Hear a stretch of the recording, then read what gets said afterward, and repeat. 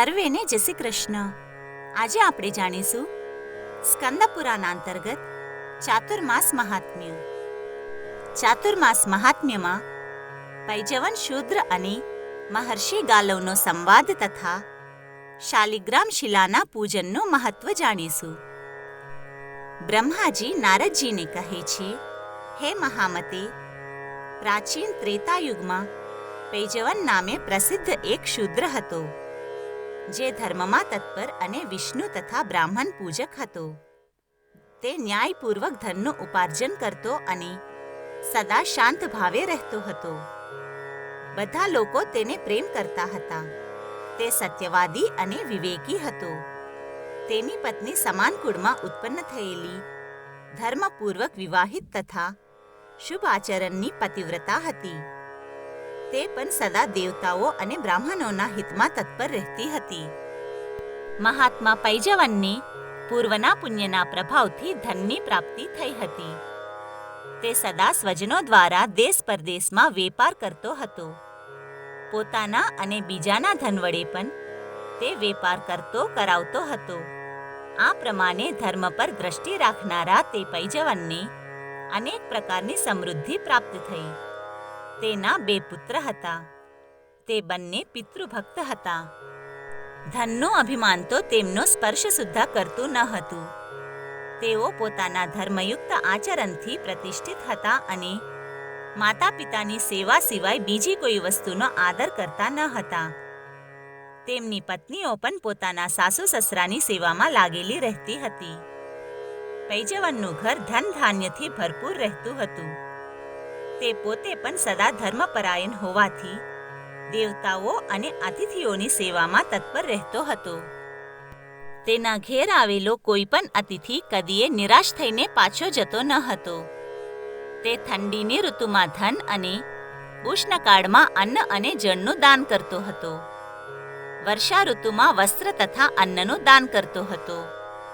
ભગવાન શિવ અને વિષ્ણુના વ્રતમાં સ્થિત રહીને યોગ્ય સમયે તે વાવડી, કુવા, તળાવ, પરબ તથા દેવ મંદિર બનાવડાવતો હતો. ચાતુર્માસમાં તે વિશેષ રૂપે ભગવાન વિષ્ણુની ભક્તિ કરતો હતો. એક દિવસ બ્રહ્મજ્ઞાની અને શાંત તપસ્વી પરમ જીતેન્દ્રિય ગાલવ મુનિ પૈજવન શૂદ્રને ઘેર આવ્યા. તે અભ્યુત્થાન અને આસન વગેરે ઉપચારોથી મુનિની પૂજા કરીને મધુર વાણીમાં બોલ્યો, આજે મારો જન્મ સફળ થઈ ગયો. જીવન અતિ ઉત્તમ થઈ ગયું. આજે મારું ધર્માચરણ પણ સાર્થક થયું. હે મુને, તમે અહીં પધારીને કુળ સહિત મને ઉન્નત કરી દીધો. તમારી દ્રષ્ટિથી મારા હજારો પાપ બળીને ભસ્મ થઈ ગયા. મારા ગ્રહસ્થના ઘરને આજે આપે પવિત્ર કરી દીધું. તે શૂદ્રની ભક્તિથી ગાલવ મુનિ બહુ પ્રસન્ન થયા. તેમનો સંપૂર્ણ થાક દૂર થઈ ગયો. તેમને હાથ જોડીને ઊભા રહેલા શૂદ્રને કહ્યું, સૌમ્ય, તમે કુશળ તો છો ને? તમારું મન ધર્મમાં લાગે છે ને? કેમ કે ભાઈ બંધુ, સ્ત્રી પુરુષ વગેરે તો બધા સદા સ્વાર્થથી જ સંબંધ રાખે છે. તમે સદા ગોવિંદમાં ભક્તિ રાખો છો ને? દાનમાં તો તમારી રુચિ છે ને? શું ધર્મ, અર્થ અને કામ સંબંધી કાર્યોમાં તમારું મન ઉત્સાહ સાથે જોડાય છે ને?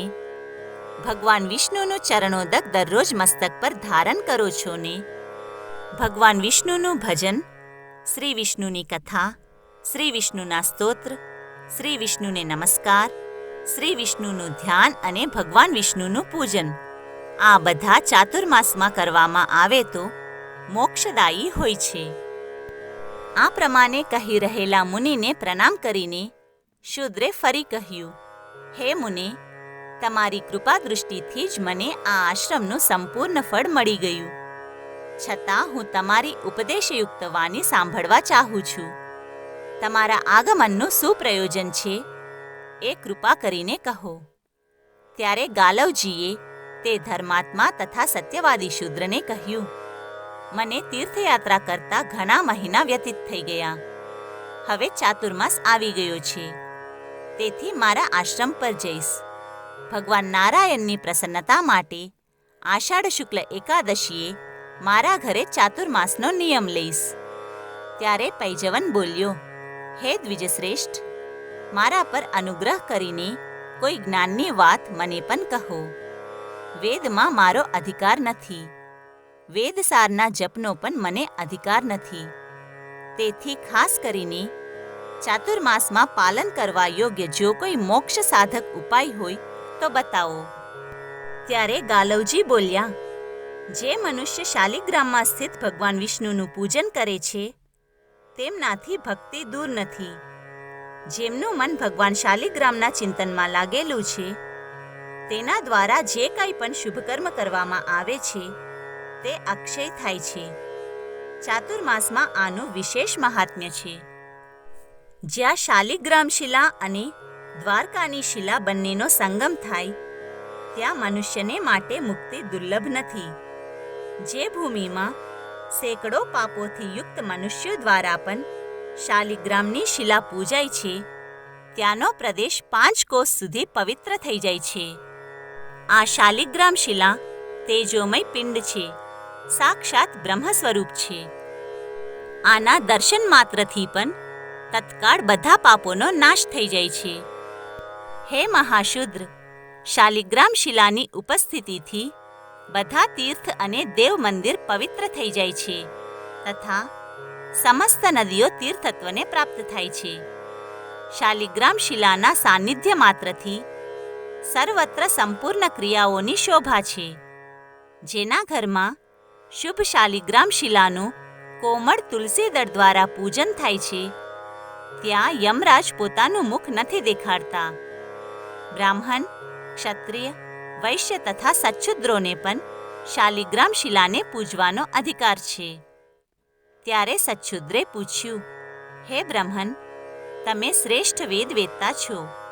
એવું સાંભળ્યું છે કે સ્ત્રી અને શૂદ્રને માટે શાલિગ્રામ શિલાના પૂજનનો નિષેધ છે. તેથી મારા જેવી વ્યક્તિ કઈ રીતે શાલિગ્રામની પૂજા કરે? ત્યારે ગાલવજીએ કહ્યું, હે માનદ, શૂદ્રોમાં માત્ર અસત શૂદ્રોને માટે શાલિગ્રામ શિલાનો નિષેધ છે. સ્ત્રીઓમાં પણ પતિવ્રતા સ્ત્રી માટે તેનો નિષેધ નથી. જે શાલિગ્રામ શિલા પર ચડાવેલી માળા પોતાના મસ્તક પર ધારણ કરે છે તેમના હજારો પાપ તત્કાળ નષ્ટ થઈ જાય છે.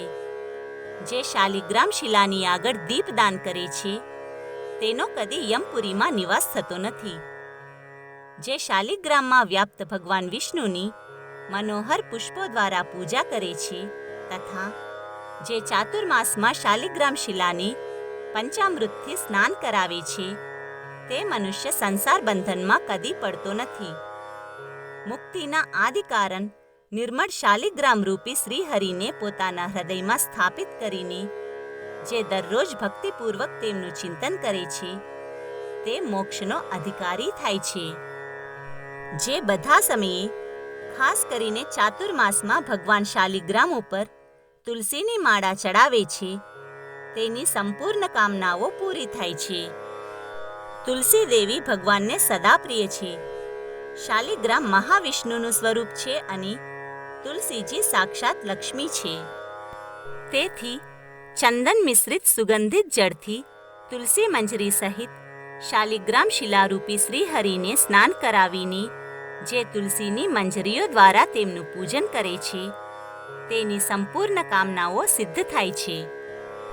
ઉત્તમ પુષ્પોથી પૂજિત ભગવાન શાલિગ્રામના દર્શન કરીને મનુષ્ય સર્વ પાપોથી મુક્ત થઈને શ્રીહરિમાં તન્મયતાને પ્રાપ્ત થાય છે. શાલિગ્રામ શિલાના 24 પ્રકાર છે. તેમનું વર્ણન સાંભળો. પ્રથમ કેશવ છે, તેમની પૂજા કરવી જોઈએ.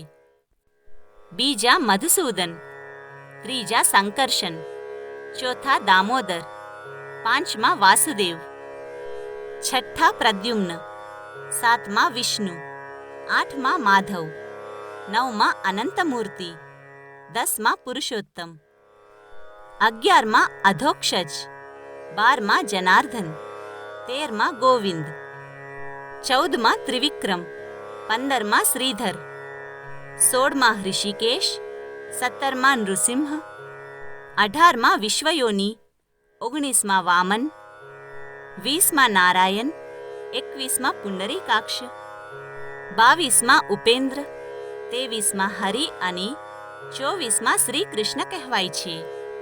આ 24 મૂર્તિઓનો 24 એકાદશીઓ સાથે સંબંધ છે.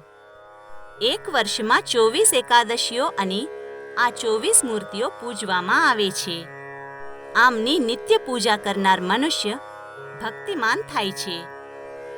જે મનુષ્ય ભક્તિપૂર્વક આ પ્રસંગને સાંભળે છે, વાંચે છે, તેના પર પ્રાણીમાત્રના રક્ષક ભગવાન શ્રીહરિ પ્રસન્ન થાય છે.